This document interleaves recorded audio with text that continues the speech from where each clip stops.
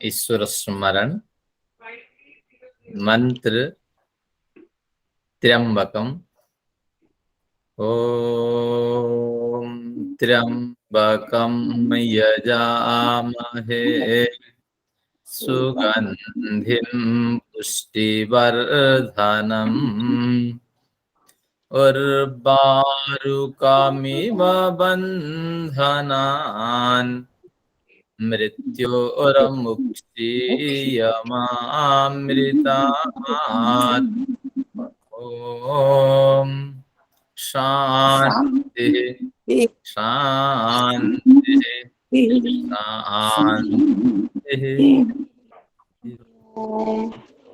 उस परम पिता को नमन है जिसके कारण से हमें सुंदर शरीर और सुंदर ज्ञान, अच्छी समझ हमें मिली है। आप सभी लोगों को भी मेरा अभिवादन है। आप सभी लोगों की जो उपस्थिति होती है उससे मुझे प्रेरणा हमेशा मिलती है। और हर व्याख्यान जो शनिवार को आयोजित होता है उसमें बढ़िया विषय, वक्ता भिन्न भिन्न होते हैं, विषय भी रोचक रखा जाता है। आज एक रोचक विषय है मधुमयी सृष्टि मधुमान ईश्वर। इस विषय को 3 बिंदुओं से मैंने बांटा है ताकि विषय भलीभांति स्पष्ट हो जाए। इसमें पहला बिंदु तो ये होता है, क्या ये सृष्टि अस्तित्ववती है, अस्तित्व से युक्त है, कहीं असत तो नहीं। असत की भी बड़ी परिभाषाएं होती हैं, तो उसकी थोड़ी चर्चा करेंगे। तो जो प्रथम पर्याय होगा थोड़ा सा दार्शनिक विचार पूर्ण होगा, आप थोड़ी एकाग्रता रखेंगे। बाकी द्वितीय पर्याय तो आनंद देने वाला पर्याय होगा, सृष्टि किस तरह मधुमयी है। और फिर थोड़ा ईश्वर स्मरण करेंगे। तो इस तरह जाते जाते ईश्वर स्मरण के साथ सत्र समाप्त करेंगे। ये आलोच्य विषय है। आइए प्रथम बिंदु पे चलते हैं। जो सृष्टि आप मधुमयी बताना चाहते हैं, तो वास्तविक रूप में ये सृष्टि मधुमयी है या ये सृष्टि अस्तित्ववती है या नहीं, ये एक प्रश्न है। तो सृष्टि शब्द से और इस सृष्टि शब्द से जुड़े जो पर्यायवाची है उस पे एक बार ध्यान देंगे। जो हमारे दार्शनिक रहे हैं, वेदों को आधार कर जिन्होंने बड़े बड़े सिद्धांत दिए हैं, तो उन्होंने सृष्टि शब्द का प्रयोग ही नहीं किया। इसको असत भी कहा। परमेश्वर सत है तो एक असत तत्व भी है। इसको मिथ्या तत्व के नाम से भी संबोधित किया और इसको माया तत्व के नाम से भी संबोधित किया। और फिर इसको सृष्टि शब्द के नाम पे आगे चल करके संबोधन प्राप्त हुआ। तो यानी माया का नाम भी सृष्टि है, मिथ्या का नाम भी सृष्टि है, असत का नाम भी सृष्टि है, अविद्या का नाम भी सृष्टि है, बीज शक्ति, परमेश्वर की बीज शक्ति नाम भी सृष्टि का है। तो इस तरह सृष्टि के नाम से बड़े पर्यायवाची शब्द हमें प्राप्त होते हैं। और शंकर का बड़ा सिद्धांत है। शंकर ने कहीं सिद्धांत नहीं लिखे, लेकिन ब्रह्मसूत्र करते वक्त बीच बीच में अपने सिद्धांत जो मान्यता अपनी थी उसको देते रहे। ब्रह्म सत्यम जगन मिथ्या जीव ब्रह्मैव ना परः, यानी ये ब्रह्म सत्य है, जगत मिथ्या है, जीव ब्रह्म में कोई भेद नहीं है। ये शंकर का सिद्धांत है। तो इसलिए इससे स्पष्ट होता है जिस सृष्टि को हम मधुमयी बताने जाते हैं, तो शंकर के सिद्धांत के हिसाब से ये सृष्टि मिथ्या है, जगन मिथ्या उन्होंने कह दी। आगे चल करके 2 प्रमुख वाद उत्पन्न हुए, एक विशिष्टाद्वैत, एक अद्वैत। तो पहले विशिष्टाद्वैत का स्थान है क्योंकि वह शंकर के अनुरूप व्याख्यान करता है। लेकिन उसने भी सृष्टि को अद्वैत तो माना, लेकिन सृष्टि के केंद्र में दो विशिष्ट तत्व भी माना है। तो वह है सृष्टि यानी माया, या वह जिसे असत कहते हैं शंकर, उन्होंने उसको सत माना, यानी सृष्टि भी उस ब्रह्म में विद्यमान है। और साथ में सृष्टि हो गए, ब्रह्म हो गया, सृष्टि हो गई, ब्रह्म हो गया, साथ में एक चेतन पदार्थ भी विद्यमान है। तो विशिष्टाद्वैत का अर्थ है जड़ चेतन रूपी विशिष्ट तत्वों से जो अद्वैत तत्व युक्त है, उसी तत्व का नाम है विशिष्ट द्वैत। ये है रामानुजाचार्य का सिद्धांत है। तो यानी यहाँ तो सृष्टि अस्तित्वमयी दिखाई पड़ती है, तो रामानुजन ने बढ़िया तर्क रखा है कि इस तर्क के बल पर उन्होंने ये सिद्ध किया, जैसे हमारे पूरा शरीर है, तो शरीर का सारा अवयव एक जैसा नहीं है। कहीं छोटी उंगली है, कहीं बड़ी उंगली है, कहीं मिडिल फिंगर है, हाथ की रचना अलग है, पैर की रचना अलग है। तो उसी तरह ये संपूर्ण सृष्टि ब्रह्म में ही बसती है, लेकिन ब्रह्म में बसने पर भी इसी सृष्टि के दो स्वरूप दिखाई पड़ते हैं, एक चेतन सृष्टि, एक जड़ सृष्टि। तो जो जहां तक जड़ सृष्टि की बात है, तो उसको वही सृष्टि कार्य जगत के रूप में उन्होंने उसको नामकरण किया उसका। और जहां चेतन है वहां जीवात्मा को उन्होंने माना और अद्वैत भी माना, लेकिन अद्वैत होने पर भी उनका सिद्धांत है जड़ चेतन रूपी विशिष्ट तत्वों से युक्त जो अद्वैत तत्व है, यानी ईश्वर सबके कण कण में रम रहे हैं। यहाँ दो सिद्धांत उन्होंने दिखा दिया। लेकिन आगे चल करके इसी सृष्टि के संबंध में एक द्वैत सिद्धांत बड़ा खड़ा हुआ, माध्वाचार्य। फिर इसके विशिष्टाद्वैत, शुद्धाद्वैत, द्वैताद्वैत आदि भेद हुए, हमें चर्चा नहीं करनी, केवल 3 सिद्धांत यहाँ दिखाई पड़ते हैं। तो उन्होंने जैसे तत्वमसि सिद्धांत है, उसी को उन्होंने बढ़िया स्पष्ट किया, तत्त्वम असि। तो इसको कहा तस्य त्वमसि, इस तरह उन्होंने इसका अनुवाद किया। तस्य उस परमेश्वर के, तुम असि तुम संतान हो, तुम दास हो, उस परमेश्वर के तुम आश्रित हो, तुम सेवक हो। इस भावना से आप इस सृष्टि में दो पदार्थ मानो कि एक तो सेवक है, एक सेव्य है। सेव्य परमेश्वर है, सेवक ये जीवात्म समुदाय है। तो ये सृष्टि, ये जीवात्म समुदाय सेवक कहाँ रहते हैं, जब प्रश्न उठा तो उन्होंने बढ़िया सिद्धांत दिया, शंकर के सिद्धांत को कोट किया कि मल विक्षेप आवरण, वह व्यक्ति सेव्य सेवक में भेद नहीं कर पाता और उसको एक पृथक जगत की आवश्यकता पड़ती है। तो जो व्यक्ति मल से युक्त है, यानी अविद्या रूपी मल से युक्त है, तो जैसे जो अविद्या रूपी मल से युक्त होगा, तो उसको क्या होगा कि एक अलग कुछ स्वरूप दिखाई पड़ेगा। यानी ईश्वर और जीव के बीच में एक भ्रांति, एक संशय उत्पन्न होगा। तो जैसे मरीचिका हमें दूर से दिखाई पड़ती है, लेकिन मरीचिका अस्तित्ववान पदार्थ नहीं है। तो मरीचिका एक केवल भ्रांति है और एक संदेह का ज्ञान है। तो उसी तरह ब्रह्म और जीव के व्यवहार में ये जगत ही ब्रह्ममय है। शंकर का बिल्कुल सिद्धांत उन्होंने माध्वाचार्य ने अपनाया। तो इसलिए ये एक भ्रांति है जिसमें मल है, उसको विक्षेप दिखाई पड़ेगा, यानी जो पदार्थ जैसा है ऐसा न दिखना, ये विक्षेप है, उनका सिद्धांत है। नहीं, ये आवरण है। जो पदार्थ जैसा है ऐसा न दिखना, ये आवरण है। क्योंकि मानो जो मल है, मल के कारण, यानी जो अविद्या है, गलत कर्म संस्कार है, ना समझ है, शास्त्रों को अध्ययन न करने की जो प्रवृत्ति है, उसके कारण से एक आवरण उसके मस्तिष्क में, चित्त पटल पर पड़ा हुआ होता है। तो इसलिए तो मल से आवरण की उत्पत्ति, और जो जैसा नहीं है उसी तरह उसी को मान लेना।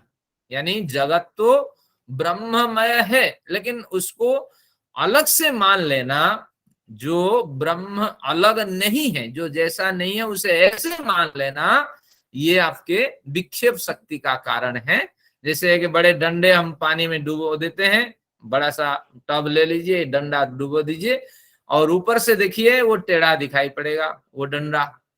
तो उससे क्या हुआ, जो जैसा नहीं है ऐसे मान लेना, तो ये उसकी जो विक्षेप शक्ति है, तो ये मल विक्षेप आवरण के कारण जो ब्रह्म है उसको हम नहीं समझ पाते हैं। इसलिए ये एक पृथक जगत की कल्पना जो करते हैं वो निरर्थक है। दो, ये द्वैत सिद्धांत है और शंकर का अद्वैत सिद्धांत है और रामानुज का विशिष्टाद्वैत है। रामानुज ने संकेत किया नहीं नहीं, तीन सिद्धांत से संसार चलता है, ईश्वर सब जगह अवस्था है, तो जीव और चेतन युक्त ये संसार है।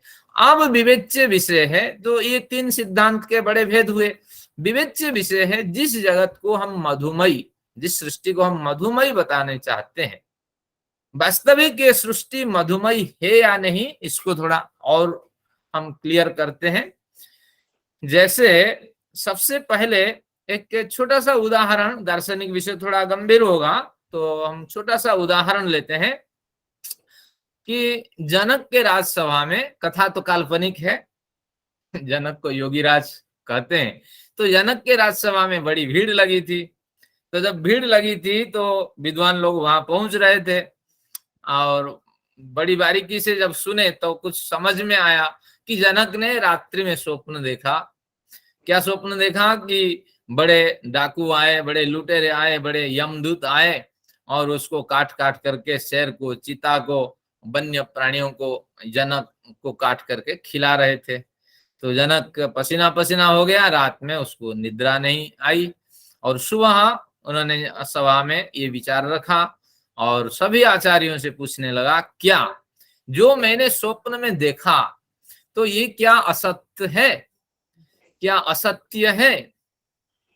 और फिर दूसरा प्रश्न जनक ने रखा कि आप लोग जो यहाँ उपस्थित हो रहे हैं, आपके साथ मेरा भाव विनिमय हो रहा है, क्या यह भी असत्य है?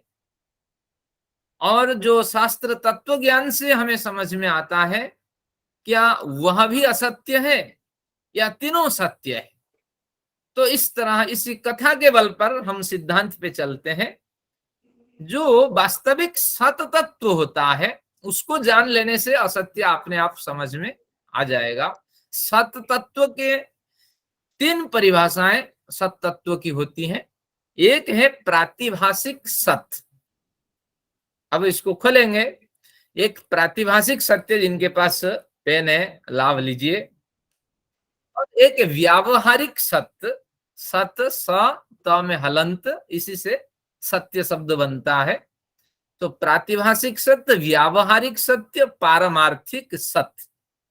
अब तीनों खोल लें तो सत्य भी स्पष्ट, असत भी सत्य। अब देखते हैं प्रातिभाषिक सत्य का क्या अर्थ है।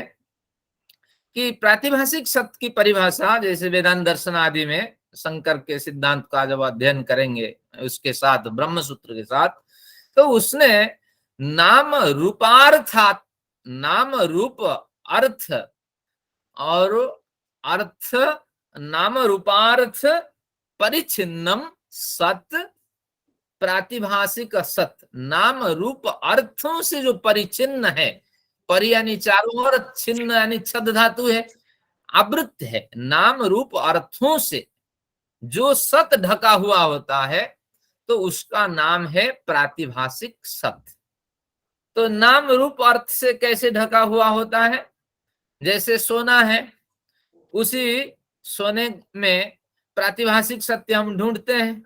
सोने से हमने बाली बनाया, सोने से रिंग बन गया, सोने से हम कंगन बनाए और सोने से चेन बनाए, कई तरह के हार बनाए, ये सब बनाते चले गए।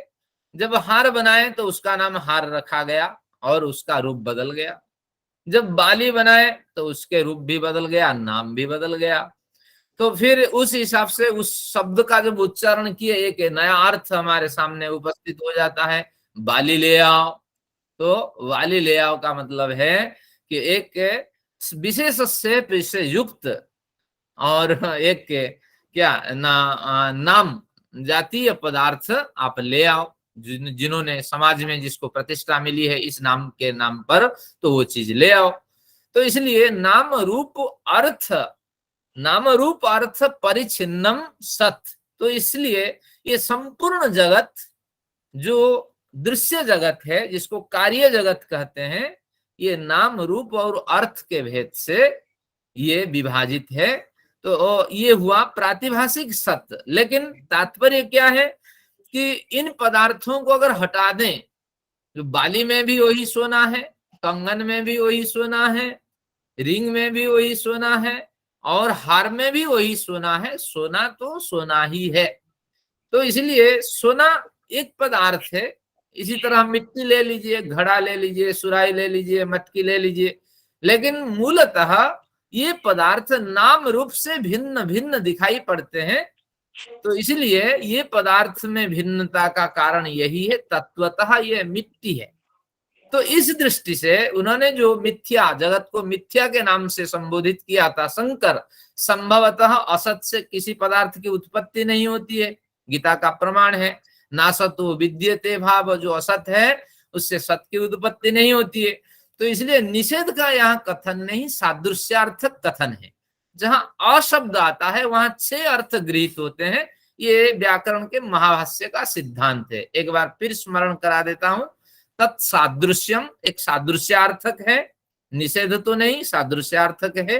तद्भावश्च, यानी जैसे आप कहते हैं ये निषेधात्मक है, संभवतः निषेधात्मक हो, इस तरह एक संभावना भी व्यक्त होती है। तो तत्सादृश्यम तद्भावश्च तदन्यत्व, उससे भिन्नत्व का कथन होने पर भी अ का कथन हो जाता है। जैसे अब्राह्मणम आनय, जो ब्राह्मण नहीं है, ब्राह्मण भिन्न किसी और दूसरे व्यक्ति को ले आओ।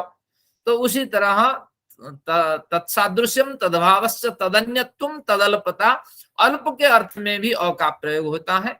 अप्राशस्त्यम, जिसको प्रशस्ति नहीं मिली है, जिसकी प्रसिद्धि नहीं है, उसके लिए भी अपात्र कह देंगे, यानी उस पात्र को समाज में प्रशस्ति नहीं मिली है। तो इस तरह इसका ग्रहण हो जाएगा। अप्राशस्त्यम विरोधश्च, संपूर्ण विरोधार्थक विपरीतार्थक न होने का निषेधार्थक का जो संकेत है।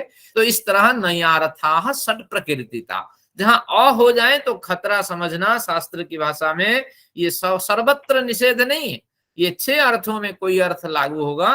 तो संभवतः शंकर निषेधार्थक अर्थ यहाँ अभिप्रेत नहीं है शंकर को, वो सादृश्यार्थक अर्थ यहाँ लेना चाहते हैं। तो इसलिए जो शंकर की मिथ्या है, शंकर का जो असत्य सिद्धांत है, वो संभवतः यही कहना चाहता है ये जगत प्रातिभाषिक सत्य से युक्त है, यानी नाम रूपात्मक जगत दिखाई पड़ता है। तत्वतः उसी के सिद्धांत में वही स्वयं खंडित हो जाते हैं कि मिट्टी, सुराही हो, घड़े हो, कुछ भी हो, तत्वतः मिट्टी का भी एक अस्तित्व है, मिट्टी अस्तित्व से रहित नहीं है।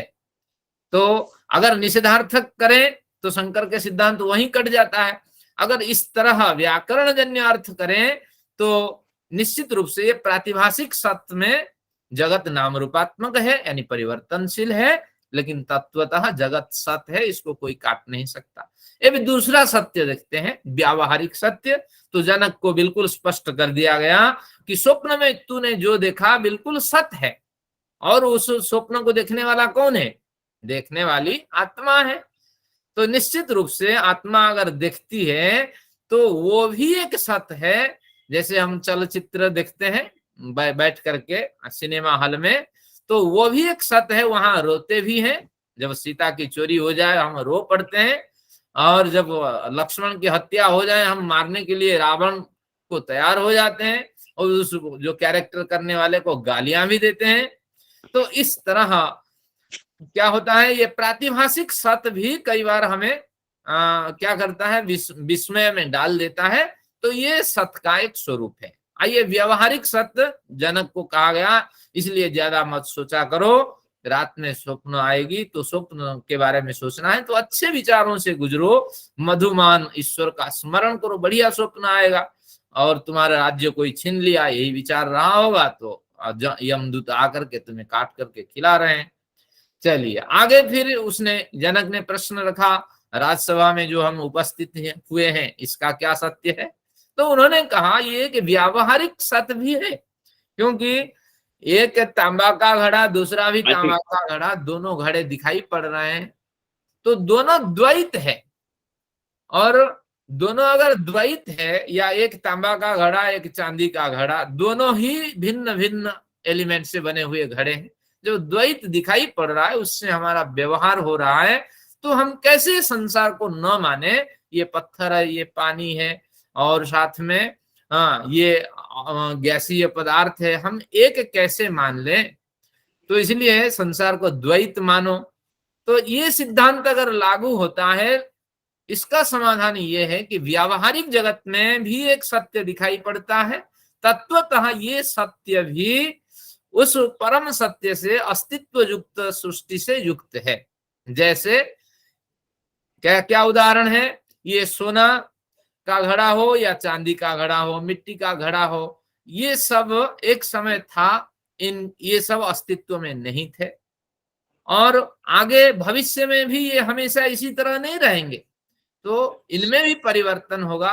वर्तमान में जिसके अतीत भी अदृश्य में था, भविष्य भी अदृश्य की ओर दिखाई पड़ रहा, अव्यक्त की ओर जिसका भविष्य दिखाई पड़ रहा है, तो वर्तमान की स्थिति का जो है, तो उससे हम अनुमान लगाते हैं कि ये दृश्य और अदृश्यात्मक ये जो जगत है, निश्चित रूप से किसी न किसी सत्ता के आश्रय में रहती है, और जब सृष्टि का प्रारंभ होता है तो उसी सत्ता की प्रेरणा से ये फिर पल्लवित होने लगती है।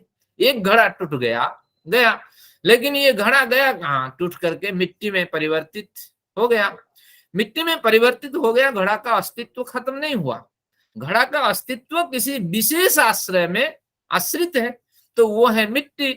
वह मिट्टी भी किसी विशेष अधिष्ठान में, यानी मिट्टी के पीछे कोई विशेष शक्ति है, कण कण में कोई विशेष शक्ति है जो उस मिट्टी को भी आश्रय देने वाली होती है। तो इस तरह सिद्ध हो जाता है कि वास्तविक रूप से ईश्वर अधिष्ठान है, आश्रयदाता है, ये पदार्थ टूटते हुए बिखरते उसी में चले जाते हैं। तो इसी तरह जनक को समझाया गया, ये याज्ञवल्क्य भी पहले नहीं था, अभी है, बाद में नहीं रहेगा, राजसभा भी नहीं रहने वाली है, सभासद भी नहीं रहने वाली है, लेकिन कुछ देर के लिए जिनसे हमारा व्यवहार होता है, स्वप्न तो थोड़ी देर के लिए, लेकिन लंबे समय के लिए जिनका व्यवहार होता है, इस परिवर्तनशील जगत है। और जीवात्मा में भी बड़े परिवर्तन होते हैं, हर जन्म के साथ एक जीवन में वो कितने बार बदलता रहता है, अपने को शरीर भी बदलता है, और साथ में थोड़ी देर के बाद उसकी आत्मा में भी परिवर्तन, रूपांतरण होता है, एक शरीर से दूसरे शरीर में जाता है। तो ये जो जगत हमें दिखाई पड़ता है, स्वप्न से भी एक सत्य जगत दिखाई पड़ता है, थोड़ा ज्यादा टिकाऊ है, इस में उसका नाम है व्यावहारिक सत्य है। तो निश्चित रूप से अब आते हैं शंकर के सिद्धांत, जिन्होंने असत मिथ्या संसार को कहा। तो वह संसार जो असत है, शंकर की परिभाषा के अनुसार निश्चित रूप से अगर व्यावहारिक सत्य की दृष्टि से माने तो व्यावहारिक सत्य से युक्त है, तो व्यावहारिक सत्य कहीं ना कहीं परम सत्य से जुड़ जाता है, और सृष्टि फिर नए ढंग से शुरू होने लगती है। तो सृष्टि का विलय नहीं होता है। अगर आप कहेंगे नहीं, जब घड़ा सब मिल गया तो सभी का अस्तित्व मिट जाना चाहिए, तो इस तरह होगा तो समस्याएं हो जाएगी। किसी ने मेरा बहुत सारे पदार्थ मेरी चोरी करके, किसी ने बहुत सारे पदार्थ ले लिया, किसी ने मेरी हत्या कर दी, किसी ने विधवा में बड़ा कष्ट झेला, किसी ने गरीबी के साथ जीवन जिया।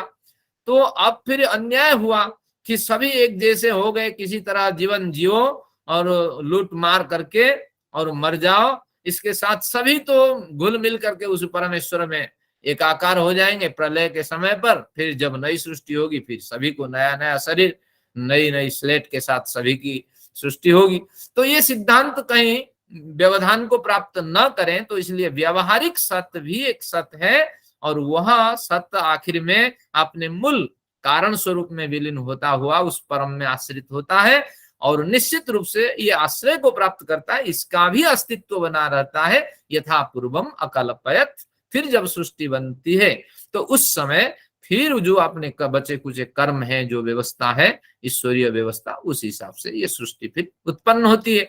तो इसलिए व्यावहारिक सत्य भी सत्य संसार को, सत्य सृष्टि को सत्य सिद्ध करता है। अब आते हैं पारमार्थिक सत्य। अब हमारे विषय यहीं से चालू होगा। तो पारमार्थिक सत्य क्या है कि जब आप योगानुकूल जीवन जीते हैं और निश्चित रूप से यम नियम का पालन करते हुए अभ्यास, विवेक और वैराग्य से युक्त होकर के आगे बढ़ते हैं, कुछ नया अनुभव होता है। जो लोग योग दर्शन पढ़ चुके हैं वो जानते हैं ऋतंभरा प्रज्ञा की परिभाषा में क्या बात कही गई है। दृष्टानुमान प्रज्ञाभ्यामन्य विषयत्वात्। ऋतंभरा प्रज्ञा की परिभाषा है दृष्टा और अनुमान। दृष्ट यानी प्रत्यक्ष प्रमाण से जो आप अनुभव करते हैं वह 100% अनुभव भी नहीं है। तो और अनुमान प्रमाण से जो आप अनुभव करते हैं, हाँ हमारी हजारों पीढ़ियां रही होंगी तभी तो हम वजूद में हैं, तो ये भी इतना आनंद नहीं देने वाला है। ये सिद्धांत यानी दृष्ट से भी कहीं कुछ कमी रह जाती है और अनुमान प्रमाण से भी, दृष्ट के बल पर अनुमान प्रमाण प्रतिष्ठित है तो उसमें तो कमी रहती ही है। लेकिन इससे भी एक भिन्न बुद्धि उत्पन्न होती है, भिन्न मेधा उत्पन्न हो जाती है, जिससे हम तत्काल विवेक कर लेते हैं, तत्काल निर्णय कर लेते हैं कि त्रुटि कहाँ हो रही है और इसका समाधान कैसे करना है। अगर हमें ऋतंभरा आदि प्रज्ञा से परिचय नहीं है तो जगह जगह पे त्रुटि करते हैं, कभी स्मरण या किसी का समाधान करते हैं, किसी का नहीं कर पाते हैं। लेकिन जब ऋतंभरा प्रज्ञा से युक्त हो जाते हैं तो निश्चित रूप से विकास की यात्रा बढ़ चलती है। तो ऋतंभरा प्रज्ञा भी एक दृष्ट और अनुमान प्रमाण से बढ़कर की समझ है, बढ़कर के एक बढ़िया समझ है। तो उसी तरह जब हम पारमार्थिक सत्य की चर्चा करते हैं तो ऋतंभरा प्रज्ञा प्राप्त होती है, फिर उसके बल पे हम पर वैराग्य सिद्ध करते हैं, पर वैराग्य से समाधि आदि होती है, तो उससे धीरे धीरे संस्कार की वृद्धि होती है और जैसे संस्कार बढ़ता हुआ चला जाता है तो एक समय पे हम यथार्थ विवेक कर लेते हैं और तत्व ज्ञान पे हम टिके रहते हैं और निर्विप्लवा विवेक ख्याति न डिगने वाली जो समझ हमें प्राप्त हो जाती है तो ईश्वर का हमें अनुभव होता है।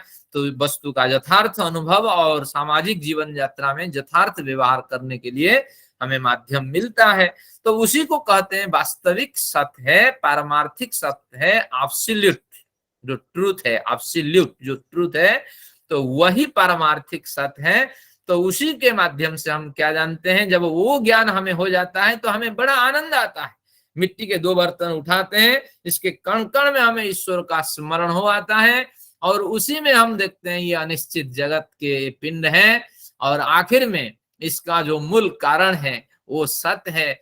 ये अभी बीच में है, पहले नहीं था, आगे चल करके ये नहीं रहने वाला है। तो बीच में हम बड़ी होशियारी के साथ इस मटके में पानी पिए ताकि ये न टूट जाए।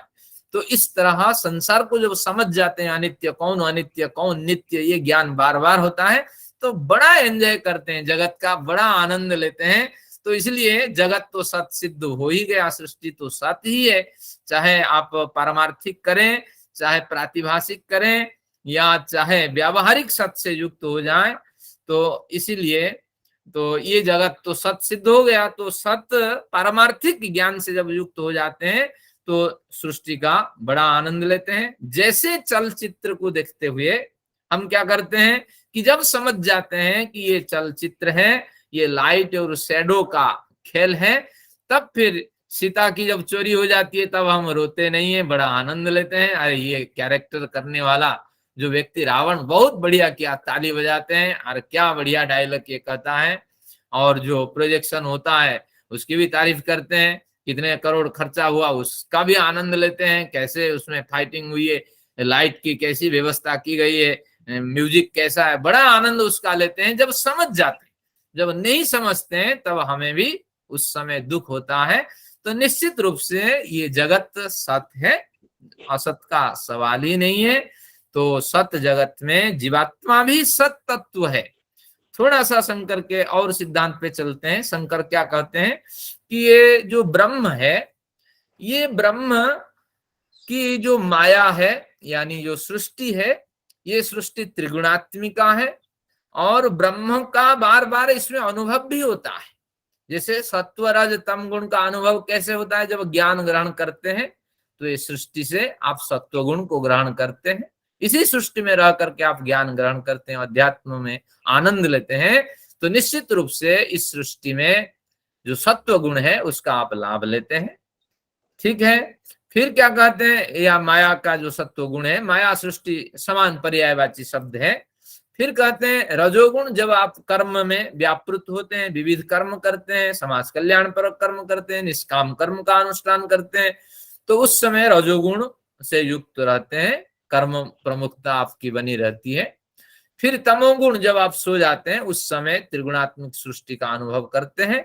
तो इससे स्पष्ट हुआ कि माया या सृष्टि ब्रह्म का अंश है, और ब्रह्म का अंश होने के कारण ब्रह्म का अनुभव आपको होता है, क्योंकि ज्ञान के माध्यम से ब्रह्म का अनुभव होता है, कर्म माध्यम से निष्काम कर्म की ओर आप बढ़ते हैं, और निद्रा से, सुसुप्ति से समाधि प्रवृत्ति का धीरे धीरे उससे प्रवृत्ति जागृत होती है। तो इसलिए ब्रह्म ही सृष्टि के कण कण में है, और जड़ सृष्टि में, सृष्टि ब्रह्म से उत्पन्न हुई है, इसलिए सृष्टि में भी ब्रह्म का अनुभव होता है। ये शंकर के सिद्धांत है। फिर आगे वो क्या करते हैं, ये सृष्टि समेटती हुई ब्रह्म में आश्रित हो जाती है, विलीन हो जाती है, ये उनका सिद्धांत है। और फिर जब नई सृष्टि होती है तो फिर ब्रह्म क्या करता है कि इस सृष्टि को फिर निकालता है, और विवर्त सिद्धांत और परिणाम सिद्धांत, दो सिद्धांत की वो कल्पना करते हैं। तो विवर्त सिद्धांत के हिसाब से ब्रह्म इसमें सहयोग करता है, और परिणाम सिद्धांत के हिसाब से जैसे दूध के अंदर दही और उसी से बटर, घी आदि हम निकालते हैं, तो उसी तरह ये पेड़ भी उसी माया से निकल जाते हैं, यानी उसी सृष्टि से पेड़ निकल जाते हैं, पौधे निकल जाते हैं, पर्वत निकलते हैं, पानी निकलते हैं, और उसी से जीवात्मा भी निकल जाता है। हमें इसमें कोई विवाद नहीं है, लेकिन जो उन्होंने विलीन की बात कही वहां विवाद है। और फिर सृष्टि जो ब्रह्म में समाहित हुई थी वही निकलती है, जब वही निकलती है उससे भिन्न शेप लेके नहीं निकलती है। तो तात्पर्य ये हुआ कि कहीं ना कहीं इनके सिद्धांत में ये हुए कि जो सृष्टि सत स्वरूप में थी वही तो फिर प्रकट हुई, जहां से हमारी यात्रा खत्म हुई थी फिर हम वहीं से यात्रा शुरू करते हैं।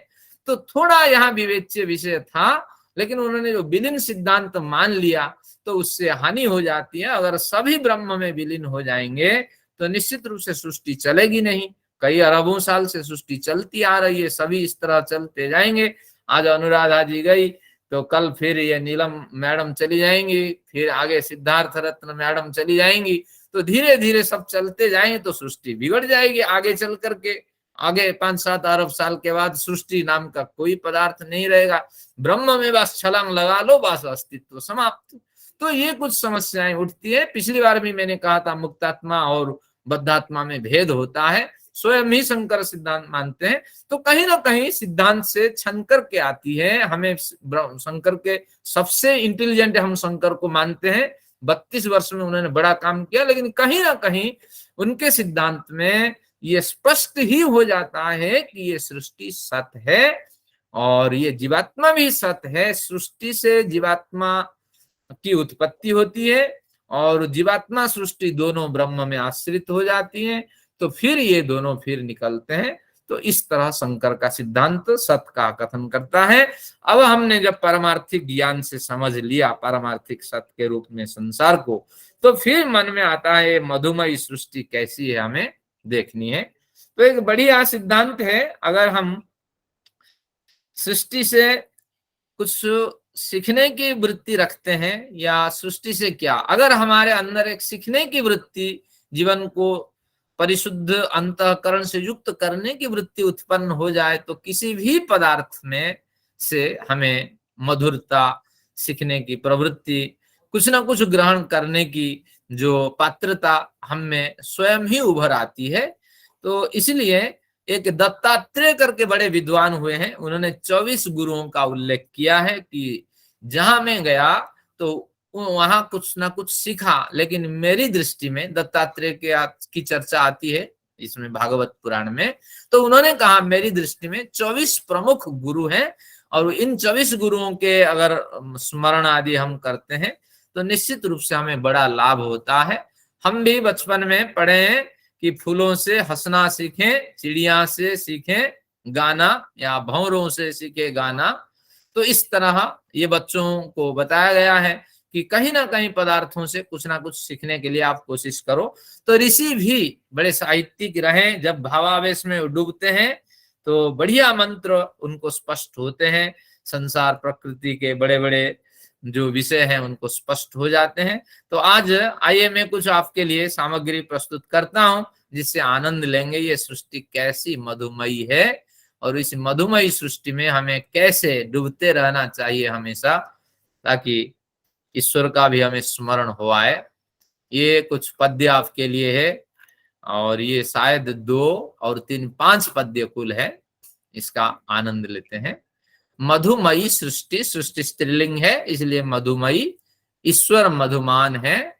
तो यानी सृष्टि के कण कण में जैसे आकाश रमता हुआ दिखाई पड़ता है, तो उसी तरह ईश्वर यहाँ इस सृष्टि के कण कण में रमते हैं और अनासक्त भाव से उनकी उपस्थिति होती है। जैसे किसी भी पदार्थ को आप तोड़ दीजिए, फोड़ दीजिए, आकाश में कोई परिवर्तन नहीं होता है, तो उसी तरह सभी पदार्थों में ईश्वर है। तोड़ने पर भी आप ईश्वर का अनुभव करेंगे और पदार्थ का उपयोग करने पर भी ईश्वर का अनुभव करेंगे। किसी भी स्थिति में आप ईश्वर को उस पदार्थ से हटा नहीं सकते। तो इसलिए मधुमान ईश्वर, सृष्टि अगर मधुमयी है तो ईश्वर मधुमान है। देखिए अब इसको पढ़ते हैं, पहला मंत्र पढ़ते हैं।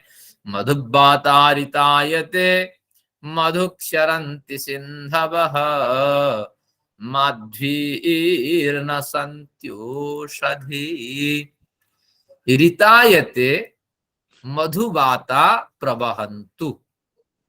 इसका अर्थ है ऋतायते मधुबातः प्रवहन्ति। तो रीत शब्द का अर्थ यज्ञ भी है, रीत शब्द का अर्थ अविनाशी सत्य, परमार्थ सत्य, वो परमेश्वर भी है। तो उस रीत की जो कामना करता है वो ऋतायत है, उसी की चतुर्थी विभक्ति में ऋतायते, यानी रीत की यथार्थ सत्य परमेश्वर की कामना करने वाले साधक के लिए ऋतायते शब्द का अर्थ है। दूसरा अर्थ करते, रीत का अर्थ यज्ञ ले ले, क्योंकि ऋतु के अनुसार यज्ञ का अनुष्ठान होता है। तो इस दृष्टि से अगर ले लें तो ये याज्ञिक है उसके लिए। तो याज्ञिक जिसका जीवन यज्ञमय है, परमार्थ में लगा हुआ है, तो ऐसे साधक के लिए बाताह जो हवा है वो मधुक्षरंती, यानी कहीं ना कहीं से वो बहते हुए ऋषि प्रार्थना करते हैं, हे ईश्वर आपकी कृपा से ये जो हवा है वो बहती हुई हमारे लिए मधु लेके आ जाए। मधु के बिना हम जीना नहीं चाहते और यही मधु ही परमेश्वर का हमें अनुभव कराने वाला है। मधु शहद को कहते हैं, शहद बड़ा प्यारा है, उसका रंग भी हमें लाल वर्ण का दिखाई पड़ता है। वो औषधीय गुण से युक्त है, उसका भक्षण करने से हाँ बड़ी बीमारियों से हमारी रक्षा होती है और साथ में वो मिठास से युक्त है।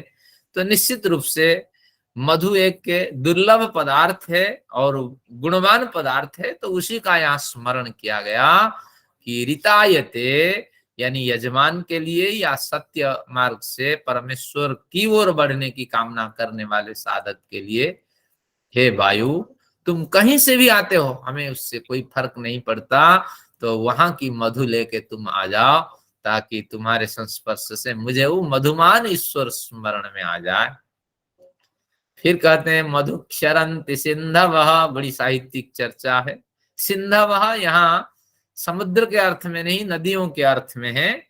जो नदियां हैं, बड़ी सारी नदियां हैं, ये भी बड़ी लंबी दूरी तय करके आती हैं, तो ये सारी नदियां मधुक्षरन्ति, मधु स्रावित करके धरती के जो भी मिनरल है और जो भी ये उपादान है, तो उन सबसे मधु ढूंढ करके मेरे लिए ले आए, ताकि मैं आपका उपभोग करता हुआ, आपका जल, आपके जल का पान करता हुआ मैं मधुमान हो जाऊं। मुझे बस मधुमान ईश्वर का स्मरण हो आए मेरे जीवन में, और किसी की आवश्यकता नहीं। ये बात इसी तरह है जिस तरह राम की सीता खो गई तो राम जी से देखते हैं तो कहते हैं तो तुम मुझे सीता दिला दो और मुझे किसी की आवश्यकता नहीं, सीता मेरे लिए बड़ी प्यारी है। तो उसी तरह ये ऋषि बड़े विह्वल हैं, जब कभी उनको स्मरण हो आता है मधुमान ईश्वर के बारे में तो कहते हैं हे हवा तुम मुझे मधु दिला दो, तुम तो दूर दूर से आते हो अनेक पदार्थों से तुम्हारा संबंध है। तो इसी तरह हे सरिताएं, तुम भी लंबी यात्रा तय करती हो, तो मेरे लिए ये काम करो, मैं निरंतर तुम्हारा जल पान करता रहूं और मुझे मधु का आनंद मिले और मधुमान ईश्वर मेरी स्मृति में आ जाए। आगे देखिए, माध्वीर न संत्योषधि, औषधि और वनस्पति को बारी बारी में यहाँ वनस्पति की चर्चा मिलेगी, औषधि की भी चर्चा करते हैं। औषधि उसे कहते हैं जो फल पक जाने के बाद जो पौधे समाप्त हो जाते हैं, तो उनको औषधि हम कहते हैं। जैसे गेहूं है, धान है, अरहर है, और आपके उड़द है, और जितने दालन जातीय पदार्थ है, तो ये सब औषधि है। तो ये कहती है कि माध्वीर न संत्योषधि, औषधि बहुवचन में यहाँ प्रयोग हुआ है, औषधि ही औषधयः, ये सारी औषधियां जो रस भरी होती हैं, सभी औषधि हमारे काम में आती हैं, इन्हीं से तो दवाई बनती है। तो ये सारी औषधियां क्या करें कि कहीं से भी, या धरती से भी, सूरज की रोशनी से भी, हवा से भी, कहीं से भी ये हमारे लिए न, हमारे लिए माध्वी मधु का दोहन करके ले आए, हम इनका सेवन करें और हम भी उस मधुमान ईश्वर का स्मरण करें। क्या बढ़िया है इस मंत्र में, यानी मधु के रूप में उन्होंने ईश्वर को अनुभव करने की एक कामना की है। और ये बढ़िया पद्य, 3 पद्य है हमारे पास समय, इसका लाभ लेते हैं। एक ऋषि की एक उदात्त मंत्र दृष्टि है, देखते हैं। मधुनक्तम तु ससो मधुमर्त पार्थिवम रजः, मधुद्यौरस्तु नः पिता, मधुनगतम उतो सस। नक्तम रात्रि को कहते हैं, उसमें कुछ दिखाई नहीं पड़ता है और चारों ओर अंधेरा छाया हुआ होता है। तो वो कहते हैं कि अंधेरे रूपी आंचल को बिछाती हुई जो रात आती है, कभी कभी तो चांदनी की जो चमकीली छटाओं से युक्त आंचल को धारण करके जो रात आती है, हे रात, तुमसे भी मेरी प्रार्थना है कि मुझे वो मधु दिला दो, क्योंकि तुम रोजाना चली जाती हो कहीं और फिर एक बार आकर के मेरे से मिलती हो। निश्चित रूप से तुम यात्रा करते हो, मैं तो बद्धात्मा शरीर में पड़ा हुआ हूँ। हाँ, मेरी भी एक सीमा है, बड़ी परतंत्रता से मैं युक्त हूँ, कर्म फल की परतंत्रता से। तो इसीलिए मेरी प्रार्थना है, तुम वो चांदनी की आंचल से युक्त हो करके, या वो जो काली घनेरी आंचल से युक्त हो करके जब कभी आते हो, मुझे वो मेरा मधु दिला दो, जिसको प्राप्त करके मैं मधुयुक्त हो जाऊं, उस ईश्वर से मिल जाऊं। फिर कहते हैं, क्या कल्पना है ऋषि की, आप जब कभी भावावेश में इसका अध्ययन करेंगे या कभी साधना के स्तर में अध्ययन करेंगे, आपको बड़ा आनंद आएगा। उता उषसः, मुतो ससो को तोड़ दे, उषसः बहुवचन है। क्या कल्पना बहुवचन में, एक वचन में भी कह सकता था ऋषि, लेकिन नहीं, उषसः, अनेक उषाएं आती हैं मेरे जीवन में, उषा काल का उदय होता है उनके आने पर। सभी उषाओं से, हर उषा अलग अलग होती है। आज बारिश हुई है दिल्ली में, फिर देखिए कल की उषा में कुछ बढ़िया ताजगी आएगी, फिर परसों धूप आ जाने वाली है, धूप के कारण जो नई उषा आएगी उसमें भी एक परिवर्तन की छटा दिखाई पड़ेगी।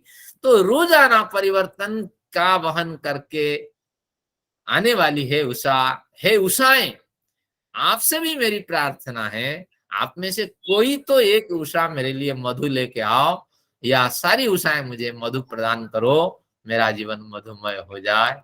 मधुमत पार्थिवम रजः, रजा यानी लोक, प्रदेश। तो जो पृथ्वी में जितने प्रदेश है, इन प्रदेशों में रहने वाले जितने लोग हैं, सभी से मेरी प्रार्थना है, तुम दूर दूर तक जाते हो, मैं तो कहीं नहीं जा पाता हूँ, मैं अपने जो कर्म जंजाल में व्यस्त रहता हूँ।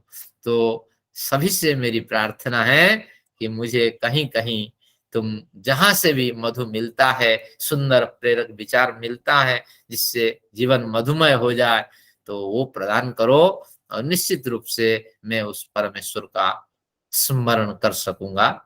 तो इस तरह ये बढ़िया जो दूसरा मंत्र, बड़ा रुलाने वाला मंत्र था, आते देखते हैं। मधुनक्तम तो सस, ये हो गया। मधुमांगनो वनस्पति मधु ओर्मास्तु सूर्यः मध्विर्गावो भवन्तु नः। मधुमान्नो वनस्पति, जो वनस्पति अभी औषधि की चर्चा हो गई थी, जो औषधि फल पाकांता, फल के पक जाने पर जिसका शरीर शांत हो जाता है, तो वह हुई औषधि। और वनस्पति जो घनी। आचार्य जी एक लाइन रह गई है, मधु द्यौरस्तु नः पिता। धन्यवाद। तो ये जो दूसरी पंक्ति थी इसको भी देख लेते हैं। मधुद्यौरस्तु नः पिता। तो ये पृथ्वी के विविध प्रदेश और इनमें रहने वाले लोग मुझे मधुमान करें, व ये भी मधु से युक्त हो जाएं, ईश्वर का स्मरण इन्हें हमेशा होता रहे। मधुद्यौरस्तु नः पिता। नः पिता हमारा जो पिता है, जो गैलेक्सी है, उसको हम द्यू कहते हैं, क्योंकि अंतरिक्ष में हम सब बैठे हुए हैं। पृथ्वी भी अंतरिक्ष का एक पिंड है। तो लेकिन अंतरिक्ष के पिंडों को जो घुमाता है, तो ऐसे जो बड़ी बड़ी गैलेक्सियां हैं, तो उनसे भी प्रार्थना है देव के रूप में, वही हमारा पिता है, वही हमारी नाभि बंधी हुई है, तो वह भी हमारे लिए मधु की वृष्टि करें, तो ताकि हम उस मधुमान ईश्वर को स्मरण कर पाए। या हे ईश्वर, आप भी उस द्यूलोक में मधु का भरपूर प्रयोग करो, ताकि द्यूलोक व्यवस्थित होने पर हम संसार में मधुमान ईश्वर का स्मरण कर पाएंगे। तो ये दोनों ओर ये अभिप्राय स्पष्ट है, लेकिन याचना परक अभिप्राय सबसे ज्यादा है। मधुमानो वनस्पतिर मधुमांगस्तु सूर्यः। हे वनस्पतियां, जो वनस्पतियां घने पत्तियों से ढकी हुई होती हैं, जो पेड़ पौधे, जैसे बरगद का पेड़ है, कितने पत्ते होते हैं, पीपल का पेड़ है, तो ऐसे जो बड़े बड़े पेड़ हैं, अनार है, सेव है, एप्पल है, तो ये कई वर्षों तक जीवित रहते हैं, बड़े लंबे समय तक जो जीवित रहते हैं उनको वनस्पति कहा गया है। वनों के वो पति है, स्वामी है। इन्हीं के कारण से क्या होता है कि ये पौधों की उत्पत्ति होती है, औषधियों की उत्पत्ति हो पाती है, ये कभी नष्ट नहीं होती हैं और अपनी प्रजातियों को व्यवस्थित करके फिर ये मृत्यु को प्राप्त करती हैं, इसलिए इनको वनस्पति कहा गया है। तो उन्हीं वनस्पतियों से प्रार्थना है कि रस भरी है वनस्पतियां, तुम भी मधुमान हो जाओ और तुम भी कहीं से मधु मुझे उपलब्ध कराओ, और जब कभी हम आपका उपयोग करें मुझे मधुमान ईश्वर का स्मरण हो। मधुमांगस्तु सूर्य, यह सूर्य भी मधुमान हो जाए। यानी हम मधुमान सूर्य का कब अनुभव करें कि जब सुबह उठे, शाम उठे, जब जब हमें सूर्य का स्मरण हो आए, तो वो अनुकूल समय हो, उस अनुकूल समय पे हम सूर्य का जो मधु है उसका पान करें। हे सूर्य, तुम भी मधुमान हो करके उत्तम और जो शरीर को सहन करने योग्य रोशनी है वही प्रदान करो। माध्वीर गावो ओ भवन्तु नः, नः गावः माध्वी भवन्तु। हमारी गौ माता से प्रार्थना है, गौएं आप मधुर जो मधु है तो उससे युक्त हो जाओ, ताकि आपका दूध का पान करते हुए, आपके दूध का पान करते हुए हम मधुमान स्वयं हो जाए, मधुमान ईश्वर का हमें स्मरण हो आए। तो इस तरह मंत्र है, मैं समझता हूं आगे बढ़ जाएंगे थोड़ा। यम विरुन्न मधुजाता मधुना त्वा खनामसी। ये जो है, ये जो इक्खू, ईख जो है उसके लिए ये संबोधन है। ये एक ऐसी ईख नामक एक वनस्पति है, नहीं क्या है, औषधि है। ईख नामक औषधि है जो कुट करके मधुर जिसमें भरा हुआ है, उससे भी प्रार्थना है। यम विरुत, सामने ये औषधि दिखाई पड़ती है, विरुत लता को कहते हैं। यम बियन मधु जाता, बियन नहीं बिरुत, या टाइप में गलती हुई है क्योंकि मुझे मंत्र स्मरण है। यम बिरुन्न मधु जाता, ये मधु से उत्पन्न ये विरुत है, ये ईख है। मधुनात्वा खनामसी, मधु की प्राप्ति के लिए मैं तुम्हें काटता हूं, नहीं तो मुझे कोई प्रयोजन नहीं है तुम्हें कष्ट देना, कि तुम्हारे मधु से मैं दूसरे प्राणियों का कल्याण कर सकूं। मधुरधि प्रजा आतासी, तो मधु के वंश में तुम्हारा जन्म है। सानो मधुमत स्कृधि, तुम भी मुझे मधुमान करो, कहीं से भी हो तुम मधु मुझे ला के दो, अब मुझे कुछ नहीं चाहिए, मुझे तो बस मेरी सीता चाहिए। तो वही विलाप यहाँ दिखाई पड़ता है। देखिए आगे क्या कहता है, जिह्वाया अग्रे मधु में जिह्वा मूले मधुलकम, मेरे जिह्वा के अग्र में हे मधु तू बस जा। हे ईश्वर आपसे प्रार्थना है कि ऐसा कोई कारनामा करो कि निरंतर मधुर वाणी का प्रयोग करूं। तो हितम मनोहारी च दुर्लभम बच, जब भी बोलूं हितकारी बोलूं, मधुर बोलूं, और सभी को प्रिय लगने वाली वाणी का मैं प्रयोग करूं। सत्य जब बोलेंगे तो निश्चित रूप से हित भी होगा और मधुर भी होगा। तो इसीलिए मैं जिह्वा मूले मधुलकम, जिह्वा के अग्र में भी मूल में भी मधु का निवास हो, यानी मैं हमेशा मधुर सत्य यथार्थ परिमित शब्द का प्रयोग करूं। ममेदह क्रता आवशो, क्रतावश को तोड़ दे, क्रतौ असह, मम इत अह, इस संसार में इस जन्म में हे कर्मशील, हे कर्मशील मनुष्य, तो आप सबसे मेरा निवेदन है कि मेरे इस संसार में कर्मशील रहते ही ये मधु अशः मुझे हमेशा प्राप्त होता रहे। मम चित्तम उपायसी, मेरे चित्त में हमेशा, मेरे चित्त को ये मधु हमेशा प्राप्त करें। तो इस तरह इसका कथन है। और आगे चलते हैं, मधुमन में निक्रमणम मधुमन में परायणम, ये बहुत बड़ा प्रसिद्ध मंत्र है, इसको याद रखें। इसमें निक्रमणम, जब जब मैं घर से बाहर निकलूं तो मधुरता के साथ निकलूं, यानी निर्विघ्नता के साथ निकलूं, पूरी तैयारी के साथ निकलूं। मेरा निकलना निश्चित रूप से पूर्व व्यवस्थित क्रम से निकलना हो, ऐसा नहीं अचानक निकल जाऊं ताकि मुझे आगे परेशानी हो। तो ये स्थिति न हो, तो मेरा निकलना ही मधुमय हो, यानी घर वालों के लिए, मेरे लिए। और फिर आगे कहते हैं मधुमय परायणम, परायण दूर चले जाना, दूर चले जाना यानी ऑफिस से निकलने के लिए मेरे लिए मधुमयी स्थिति बने। और फिर ऑफिस में पहुंच जाने पर, दूर जाने पर व्यक्ति क्यों जाता है, अपने कार्यपंथा पे चल जाता है। तो जहां भी मेरा कार्यपंथा है, जहां भी मैं जाना चाहता हूं, मिलना चाहता हूं, मैं गंतव्य जो मेरा है तो वो परायण है, तो वहां पहुंच करके मैं मधुमान हो जाऊं। बाचा बदामी मधुमद, मैं मधुमान शब्द का प्रयोग करूं।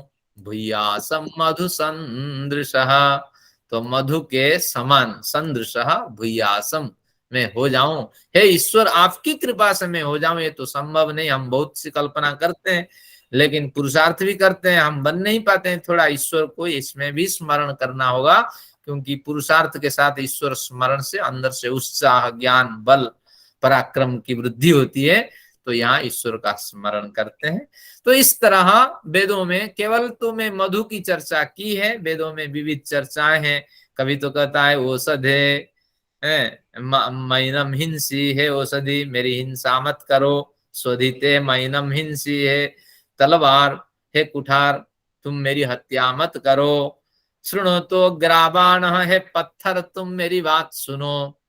यानी इन सब से वो पत्थर के अंदर छिपा जो तदभिमानी देवता है, पत्थर के अंदर कण कण में कौन देवता है, अभिमानी देवता कौन है, तो वही परम पिता है, अभिमानी व्यपदेशात। एक बढ़िया सूत्र है वेदांत दर्शन, कभी पढ़ेंगे तो उसमें छिपे अभिमानी देवता के लिए ये प्रार्थना है। लेकिन ऐसा नहीं है, कुठार की यहाँ प्रार्थना नहीं है। उलूखलम सुतानम मवेदी इंद्र कशन, हे ओखली, हे मुसल, तुमसे प्रार्थना है, तुम धीरे धीरे बजो। तो उसके अंदर छिपे जो ईश्वर है, तो उसी की ओर ये कथन होता है। तो अभिमानी व्यपदेशात, तो कहीं ना कहीं इनका, ऋषि का जो भी अभिप्राय रहता है, वो मधु हो, औषधि हो, और वो कुठार हो या उलखल मुसल हो, जो भी हो, तो वो ईश्वर परक होता है। तो उस मधुमान ईश्वर को प्राप्त करने के लिए हमें क्या करना पड़ेगा, अब समय नहीं है। चरण वही मधु बिंदती चरण स्वादु मुदुम्बरम, अगर मधु चाहते हैं तो निश्चित रूप से चरते रहना चाहिए, चलते रहना चाहिए, यानी शास्त्रों का अध्ययन करते रहना चाहिए। क्या अध्ययन के 3 सोपान अभी कहा था, विवेक, वैराग्य और अभ्यास। पहले विवेक कर लें कि कब तक ये दाना चुगता रहेगा, ये चिड़िया कब तक दाना चुगती रहेगी, शेर कब तक मांस खाता रहेगा। ये विवेक आप करते रहिए, क्योंकि उनकी समझ कुछ नहीं है, हमारी समझ अलग है, कुछ अलग से जीवन जिए, ऐसा इतना जीवन जी लिया, देख लिया, थोड़े से समय बचा है, तो निश्चित रूप से कोई बड़ा परिवर्तन होना चाहिए। देखिए हमारे सचदेवा साहब लगे हुए हैं अध्ययन में, तो इसीलिए ये विवेक जब उदय होगा तभी जीवन में विकास होगा, नहीं तो कौन जाए घंटे भर सुने, मिलेगा क्या उसमें से, कौन क्या जानता है, ये भावना हो जाएगी तो विवेक का उदय नहीं होगा। जैसे विवेक उदय होगा तो वैराग्य धीरे धीरे उत्पन्न होगा, और जब विवेक वैराग्य हो जाएगा बार बार उसका अभ्यास करना पड़ेगा, अष्टांग योग का अनुष्ठान। तो इसी के बल पे चरण भाई मधुबिंदति, जो चलता हुआ व्यक्ति है उसी को ही मधु मिल पाता है, और चरण स्वादु मुदुम्बरम, जो लंबा दूरी चल पाता है उसी को स्वादु उदुम्बर के फल उपलब्ध हो जाते हैं। लेकिन जो चलता नहीं है, केवल सोचता भी है, तो सोचने में थोड़ा बहुत आनंद मिल जाता है। तो निश्चित रूप से चलना तो है आपको, अगर श्रम नहीं होगा, आर्ष साहित्य में जीवन भिन्न तरीके से जीने के लिए विवेक का उदय नहीं होगा तो कुछ नहीं हो सकता, बस पड़े रहो और जो वो इडियट बक्स टेलीविजन में आए वही देखते रहो, हर घंटे में एक लड़ाई, फिर कौन सा आएगा, अब श्याम आएगा, फिर शादी होगी, फिर ब्याह होगा, फिर लड़ाई होगी, इसी तरह जीवन चलेगा। उदाहरण देते हैं, पश्य सूर्यस्य श्रेयमाणम, सूर्य का श्रेय देखो, जो न तंद्रयते चिरम, वो कभी भी तंद्रा को प्राप्त नहीं करता, चिरकाल तक वो चलता रहता है। तो निश्चित रूप से जब तक आप स्वस्थ हैं, सक्रिय हैं, दिमाग को क्या आध्यात्मिक ज्ञान से भरते रहिए, इससे आपको वो मधुमान ईश्वर मिल जाएगा। और जब आपको विवेक वैराग्य की पुष्टि हो जाएगी तो उस समय आप प्रार्थना कर पाएंगे। क्या प्रार्थना करेंगे? ये मंत्र बड़ा प्यारा है, मधुमान ईश्वर आपको स्मरण कर देगा। भूरिदा भूरि देहिनो, हे ईश्वर, भूरी शब्द का अर्थ बहुत, तुम बहुत देने वाले हो, हमेशा ही ईश्वर हमारी योग्यता से हमें अधिक देता है, तो इसलिए इसमें कोई सवाल है ही नहीं। तो भूरिदा है, बहुत देने वाले ईश्वर, भूरि देहिनो, इस जन्म में भी मुझे बहुत देना। फिर क्या कहते हैं? मादभ्रम भूरिया भर, तुम मुझे, दभ्र शब्द का अर्थ कम, मादभ्र, मुझे कम मत देना। पिता है हमारे तो हम कह सकते हैं कि अरे 100 रुपए आप देते हैं पॉकेट मनी, इससे क्या हो जाएगा, हमारा तो खर्चा बहुत है। तो अगर हम मुख में नहीं कहते हैं तो हम कहाँ कहेंगे? माँ के पास कहेंगे, पिताजी को सुना के कहेंगे। 100 रुपए में काम नहीं चलने वाला है, अब बड़ी क्लास में आ गई हूँ, तो इसलिए मादभ्रम, ईश्वर कम मत देना, क्योंकि अब छोटी सी अब अवधि बची है, समझ अभी उत्पन्न हुई है, तो कुछ नहीं होगा इस थोड़ी सी उपलब्धि में।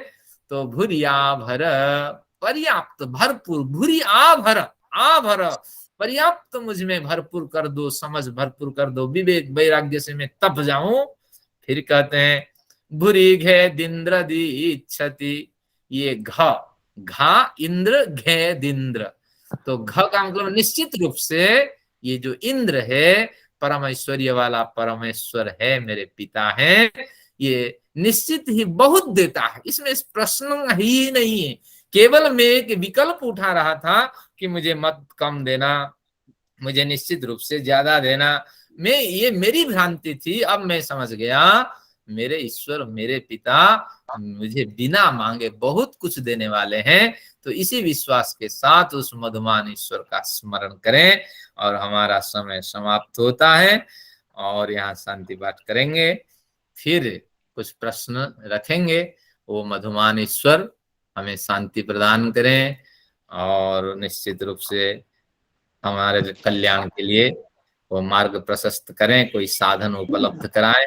तो ऐसी ही कुछ कामना उस ईश्वर के निकट हम करते हैं। आइए शांति पाठ। ओम द्यौः शान्तिरन्तरिक्षं शान्तिः, पृथिवी